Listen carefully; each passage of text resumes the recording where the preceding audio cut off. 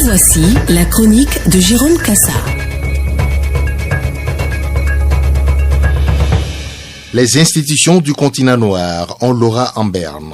Tristement incapables de briller dans la prévention, elles font une croix sur la fermeté.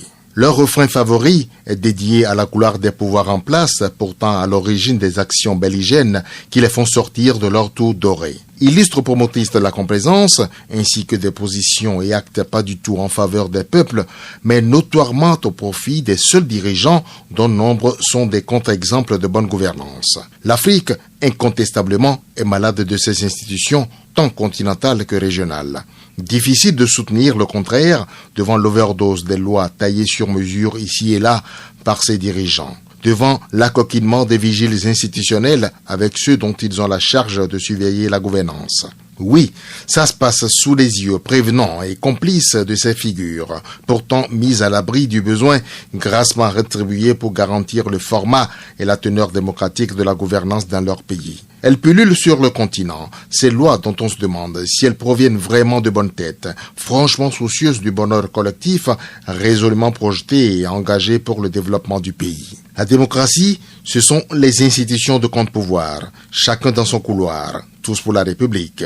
Mais à l'évidence, plus de couloir, plutôt un boulevard, celui de l'innommable, de l'indécent, de la honte. Vous avez dit Parlement, ils ne tiennent pas sur les doigts d'une main qui impose respect. Cour constitutionnelle, parlez-moi plutôt de cour de certification. Il y en a même qui, à longueur de mandat, n'ont jamais sifflé une virgule en trop, mal positionnée ou même absente dans un texte émanant de ceux qu'ils considèrent comme leur Dieu. Un texte déposé à 8 heures, à 10 heures est déclaré hyper conforme à la Constitution. On le fait sans sourciller, au grand mépris du peuple, le seul et authentique détenteur de la souveraineté. Parlement, voter seulement. Cour constitutionnelle, validée tranquillement. Élection, le vainqueur du pouvoir est celui de ces institutions pourtant supra, empêtrées dans de honteuses déclarations d'accompagnement des dirigeants pourtant si décriés dans les urnes. Les cours suprêmes ne sont point à l'abri, elles qu'on peine à voir, promptes au chevet des citoyens en éternelle attente de leurs décisions. Quand elles veulent bien l'être, le citoyen, pas idiot du tout, ne s'y méprend point. C'est seulement quand les décisions arrangent le pouvoir qui les a faites ou qu'elles sont venues voir et à qui elles s'empressent, sans vergogne, de s'inféoder. À quelques rarissimes exceptions et particulièrement en zone anglophone, c'est notre tasse de thé de par le continent en manque criant de fortes poignes à même d'apposer le haut là. Il y a peu, on a vu avec grande admiration l'Organisation des États africains dire tout le mal qu'elle pense des dernières élections au Nicaragua à mots précis, ouverts, francs, directs, poignants, totalement aux antipodes de ceux en usage dans les couloirs de son homologue du continent noir.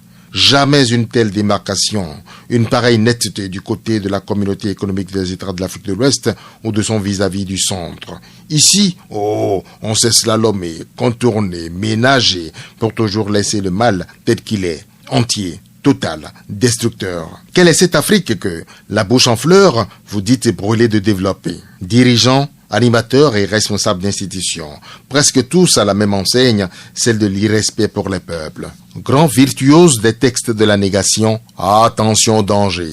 Trop de frustration crée la détonation, a dit l'autre. Gardez-vous d'être celui par qui va survenir la détonation.